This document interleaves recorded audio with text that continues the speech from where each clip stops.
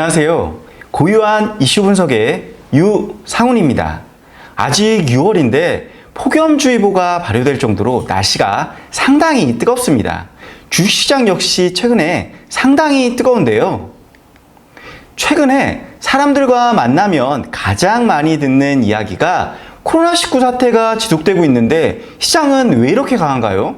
또는 지금이라도 투자를 해도 될까요? 란 질문을 많이 받습니다. 그래서 고유한 이슈 분석 첫 방송 주제로 국내 주식시장을 어떻게 봐야 할지에 대해서 말씀드리겠습니다. 미국 월가에는 중앙은행에 맞서지 말라는 오래된 증시 격언이 있습니다. 코로나19 발생 이후 미국 중앙은행인 연준을 중심으로 글로벌 중앙은행은 기준금리를 인하하고 돈을 찍어 국채뿐만 아니라 회사채까지 매입하면서 유동성을 공급하는 양적 완화 정책을 단행하였습니다. 차트에서 보시는 것처럼 단기간에 역대급 강도의 강력한 통화정책이었습니다. 또한 각국의 정부는 재난소득 지원 등 다양하고 공격적인 재정정책 등 경기부양책을 발표했습니다. 이런 정책의 힘과 유동성의 힘은 상당히 강했습니다.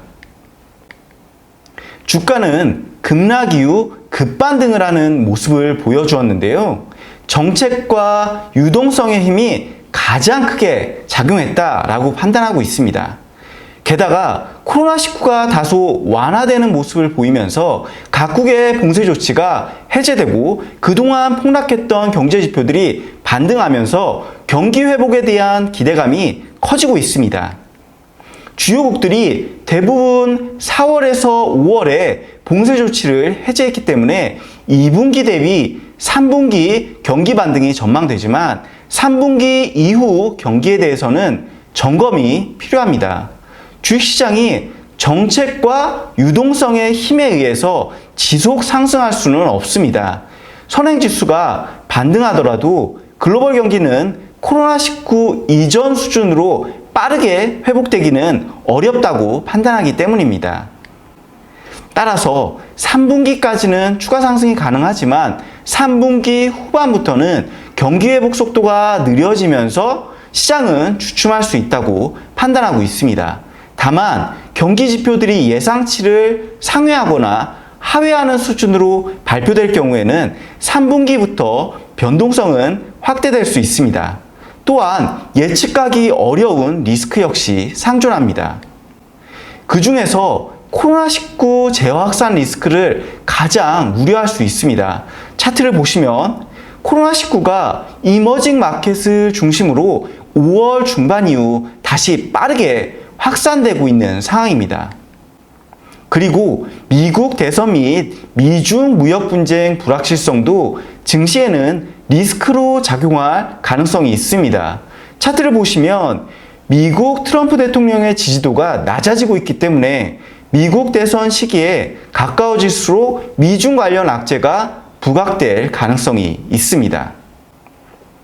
또한 앞서 말씀드린 양적 완화를 거두려는 논의가 시작될 수 있습니다. 양적 완화 종료 논의 시기 역시 이 코로나19 진정 시점이 중요한데 양적 완화 종료는 항상 글로벌 증시에 부담을 주었던 경험이 있습니다. 유동성 위축으로 위험 자산에 대한 스탠스가 약화되고 외국인들도 우리나라 주식 비중을 줄이고 원화도 약세 반전하는 흐름을 보였습니다. 그리고 최근 국내에서는 대북 관련 리스크도 부각되고 있습니다. 또한 국내에서는 3월부터 시작된 주식시장 공매도 금지 기간이 9월 15일에 종료됩니다. 정부는 공매도 금지 조치의 연장 여부도 검토하고 있지만 공매도가 허용이 되면 상승장에서 코스피보다 강한 반등세를 보였던 코스닥의 상승세가 둔화될 가능성이 있습니다. 현 시점에서 증시 관련 투자를 하실 경우에는 공격적인 투자보다는 트레이딩 측면의 부분적 대응 이후 조정 시 저점 매수를 고려하시는 것이 좋은 대안이 될 것으로 판단됩니다. 지금까지 고유한 이슈 분석의 유상훈이었습니다. 감사합니다.